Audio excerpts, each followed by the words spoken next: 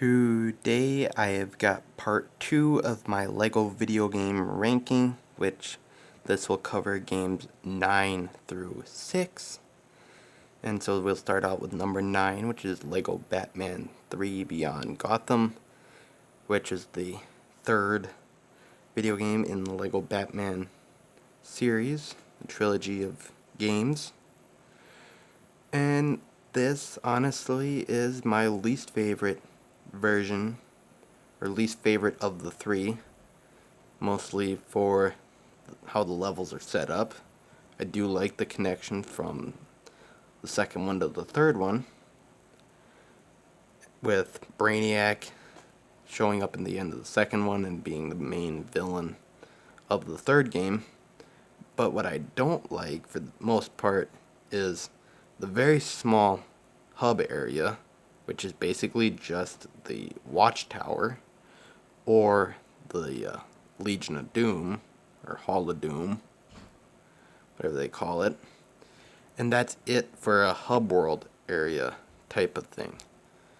So finding gold bricks in that area, because you need like a certain amount of gold bricks still after you get through the story mode and complete it 100%.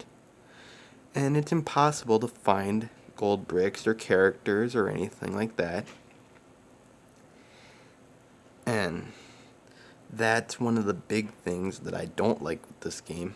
I do like that the characters dress up a bit through the story mode, so that's kind of nice and comical.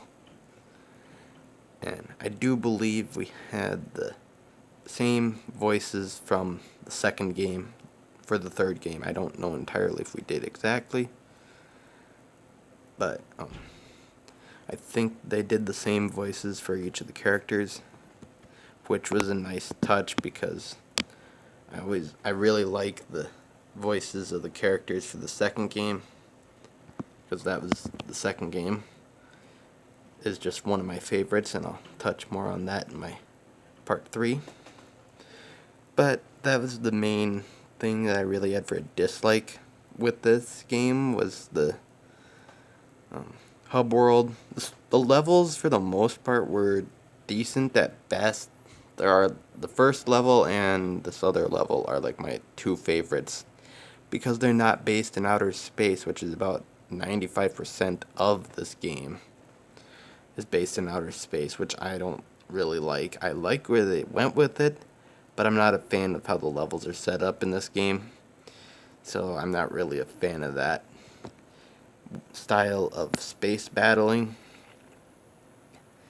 But there is one way that space battling and sea battling I do like, and that is in the LEGO Movie video game, which I got a few months ago, and I have completed the story mode, even though it basically, for the cutscenes and everything, is basically recreating the movie. I think the video game version is a lot of fun, and it allows me to have the LEGO sets from the LEGO Movie that I never actually got my hands on physically, just have them in a video game format, which is kind of nice, as well as the characters, because I always really liked the LEGO Movie version of Wyldstyle a lot more than their LEGO Movie 2 look, which I don't know if I'm going to get the LEGO Movie 2 video game, but I might if I ever find it on sale or something, because I don't want to pay full price for it. But for the original, I do like the ideas that they went with for the game, just even basically copying the movie just in the video game usually doesn't work, but there are a couple of places that it actually does work, and this video game shows that very well. And another 2 video games that show movie crossovers into LEGO very, very well are LEGO Indiana Jones The Original Adventures, which covers the first 3 Indiana Jones movies, Raiders of the Lost Ark, Temple of Doom, and The Last Crusade, in LEGO very, very well. And I just think that those levels are lots of fun. The exploration is really great. And these 2 games were back in golden era of Lego video games where you didn't have the dialogue. So that was really nice because having Harrison Ford do all the dialogue for basically the whole game would have been a real pain. Nothing against Harrison Ford. He's one of my favorite actors in movies, but having him do the dialogue for both of the games would have kind of been disappointing. I wouldn't want to put him through all that after doing all those action movies for Indiana Jones and all the action scenes and stuff like that. So just getting the classic mumbling was perfectly fine with both of these games. And I do really like one thing with the second one, and that is the fact that the Lego upped the game quite a bit. Sure, they took out the first main part of all of the 4 movies, because when the first game came out, Kingdom of the Crystal Skull, it just came out, I believe.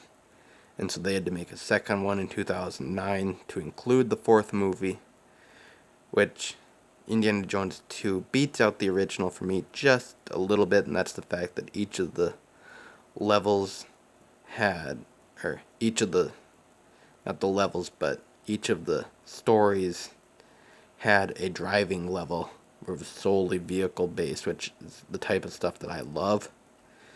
And there was also something new that I don't know if it's ever been included in any other Lego game, except for maybe Lego Batman 2. I don't know entirely other than those 2 games. But there was a treasure mode where you could go back into the level and do another whole separate story thing, which was quite cool, and I thought that was really unique and different for the time. And so that's why I really enjoyed the second Lego Indiana Jones video game. And that's why I enjoy these 4 really great Lego video games. So you guys can tell me your thoughts on part 2 of my video game ranking in the comment section below, and just like and subscribe for more, because I will do more in the future.